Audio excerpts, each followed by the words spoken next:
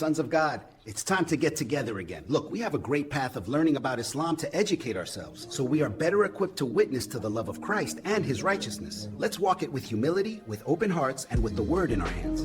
God bless. Sons of God, out. Jewish proof. The historian Josephus, and the Jewish Talmud, Sanhedrin 43a, says both confirm a man named Jesus was executed.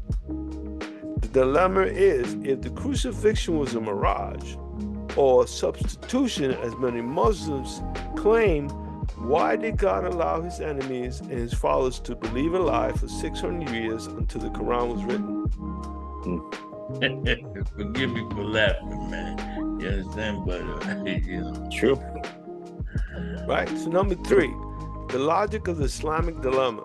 This is the central argument used by modern apologists. Trying to see if you guys, if I could kind of small, make you guys a little smaller. Trying to make you a little smaller. Okay. Just for the sake of reading this.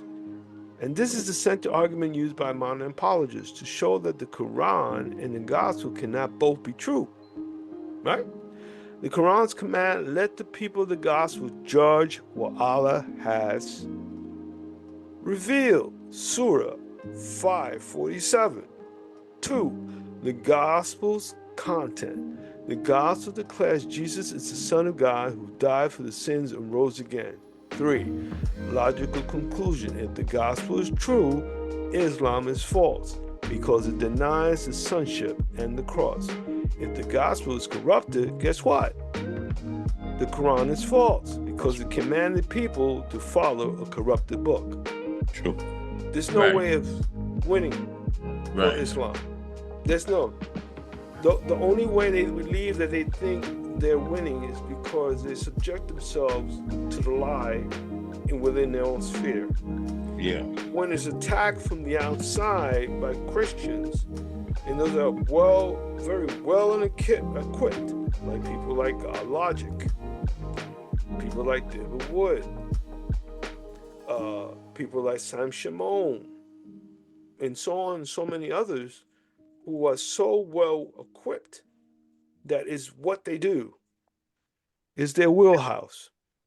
And it's very difficult for the Muslim to ascertain any sort of,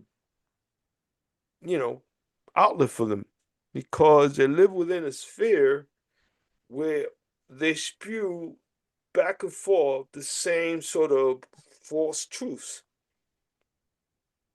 All right, so that's one. Opposition throughout history.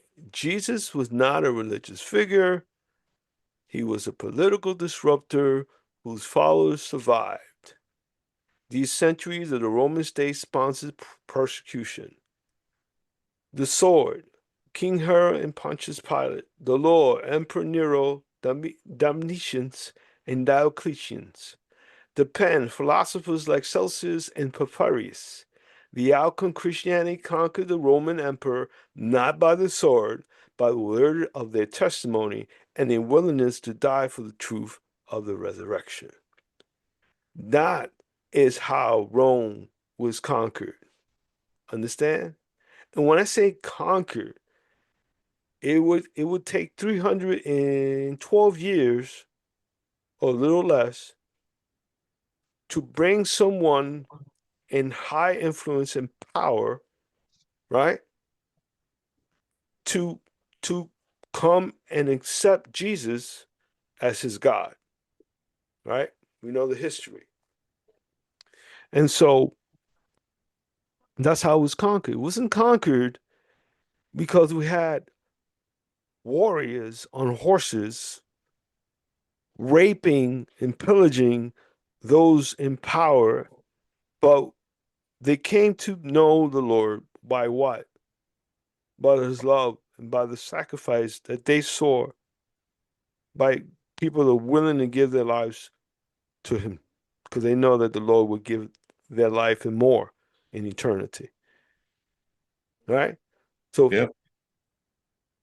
So final reflection for the group. It is more likely that the entire world, both friends and enemies, got the history of Jesus wrong for centuries, or that the Quranic account of the substitution is a later theological development meant to distance Jesus from his biblical identity. Now, substitution meaning that somebody put in place of Jesus to die for the sake of Allah, which is nonsense. It's just stupidity. How a great power like Rome was going to allow something like that to happen is beyond me. Okay? So let's get out of here, because I think that let's make this bigger. At the top, a piece of Arabic calligraphy that reads, "In the name of Allah." Below it, the 3 Greek characters that make up the numeral 600, 60, and 6. The shapes look strikingly similar,